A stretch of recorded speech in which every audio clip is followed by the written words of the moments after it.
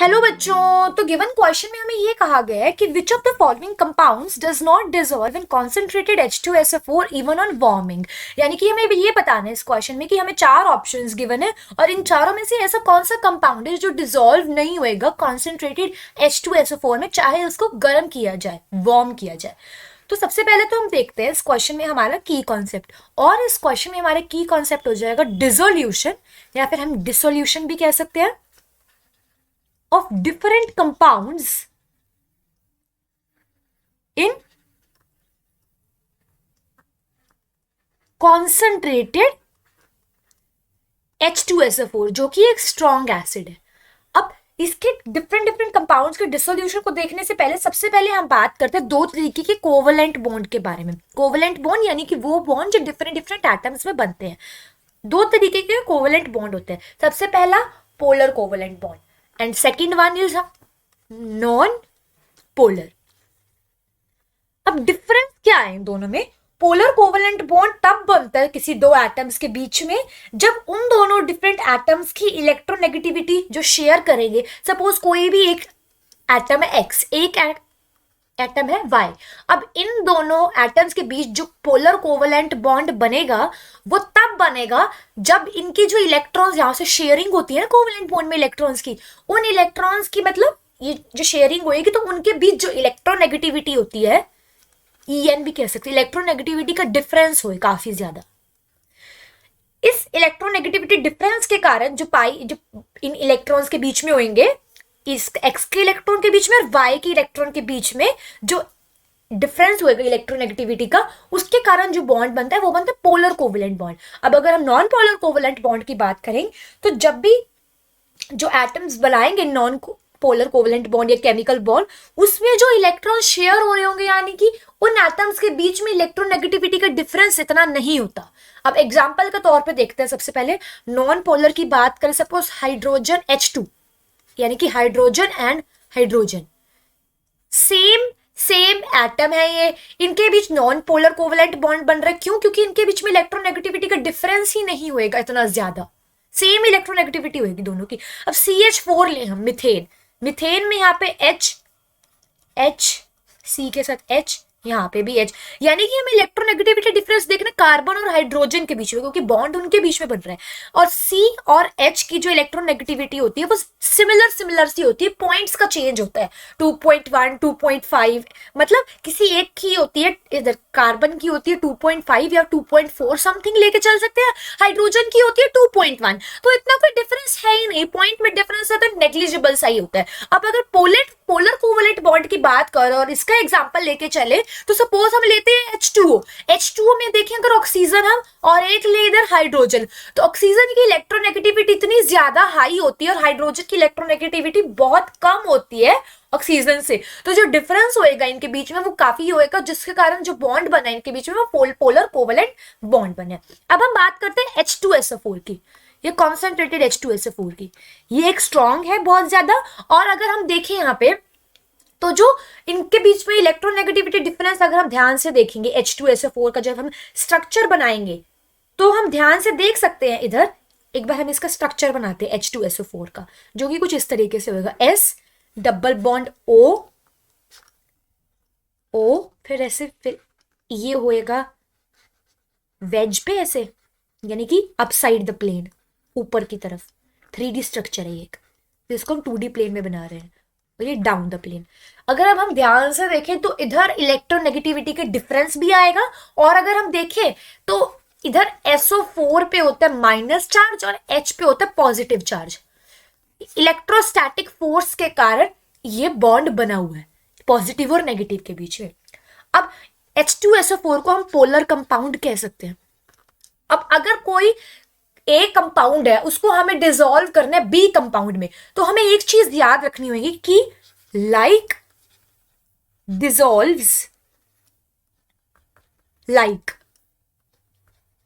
इसका मतलब अगर सपोज हमारे पास कोई पोलर सॉल्यूशन है, H2O ले रहे हैं हमारे पास, ये पोलर कंपाउंड होता है, इसके अंदर हम कुछ ऐड कर रहे हैं A, और दूसरे कंटेनर में हमारे पास फिर से H2O ही है, इसमें हम ऐड कर रहे हैं B। अब अगर ए कंपाउंड पोलर है और बी कंपाउंड नॉन पोलर है, तो जो एक कंपाउंड को जब हम डिसॉल्व करेंगे H2O में तो प्रॉपरली ये सॉल्यूबल यानी कि प्रॉपर ये डिसॉल्व हो जाएगा। लेकिन अगर बी को ऐड करेंगे जो कि नॉन पोलर है तो ये डिसॉल्व नहीं होएगा। Like dissolves like, polar dissolve होएगा पोलर में, नॉन पोलर होएगा नॉन पोलर में। तो अब हम H2SO4 की बात कर चुके हैं। H2SO4 होता है पोलर। इन चारों ऑप्शंस में से जो सब्सटेंस नॉन पोलर होएगा, सिंपल सी बात है, वो डिसॉल्व नहीं होएगा, और जो पोलर होएगा वो तो होएगा ही। अब ए ऑप्शन में सबसे पहले हम बात करते हैं जो कि है इथाइलिन। अब दिमाग में हमारे ये क्वेश्चन आता है कि हाउ इथाइलिन इज पोलर। सबसे पहले उसको देखने से पहले हम बनाते हैं इधर स्ट्रक्चर इथाइलिन का, जो कि होता है कुछ इस तरीके से, CH2 डबल बॉन्ड CH2। अब ये पोलर क्यों है?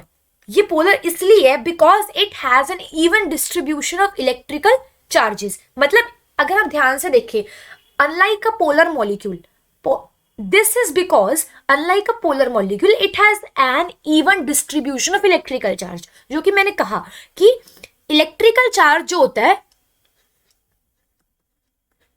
उसका जो डिस्ट्रीब्यूशन देखते हैं हम वो इक्वल रहेगा। ये डबल बॉन्ड प्रेजेंट है, जितना इलेक्ट्रिकल चार्ज का डिस्ट्रीब्यूशन इस साइड होएगा उतना ही इस साइड होएगा। इसी कारण हम देख सकते हैं कि there is more than one line of symmetry which helps us. मतलब इस इथाइलिन में यहाँ पे वन लाइन ऑफ सिमिट्री से ज्यादा टाइप ऑफ सिमिट्री है, जिसके कारण जो इलेक्ट्रिकल चार्ज का जो डिस्ट्रीब्यूशन है वो इधर ज्यादा होएगा। विच मीन्स ये जो इथाइलिन कंपाउंड है ये पोलर है। और यहाँ पे साथ ही साथ पाई इलेक्ट्रॉन्स भी होंगे, पोलराइज्ड पाई इलेक्ट्रॉन्स, जिसके कारण यहाँ पे हम देख सकते हैं कि ये कंपाउंड पोलर ही होएगा हमारा, और ये कॉन्सेंट्रेटेड H2SO4 में डिसॉल्व हो जाएगा। अब बी ऑप्शन में बात करते हैं बेंजीन की। बेंजीन एक साइक्लिक रिंग है जिसमें ऐसे ऑल्टरनेट बॉन्ड्स आएंगे। अब बेंजीन का ये स्ट्रक्चर होता है और हमें देख रहे हैं कि बेंजीन जो होता है वो पोलर है या नहीं है। हमें H2SO4 है वो तो पोलर है पता है।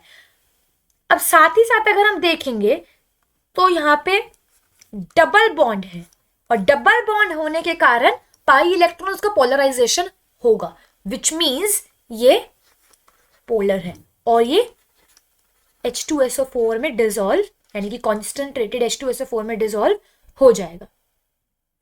अब हम देखते हैं सी ऑप्शन, जो कि सी ऑप्शन में हमें गिवन है हेक्सेन।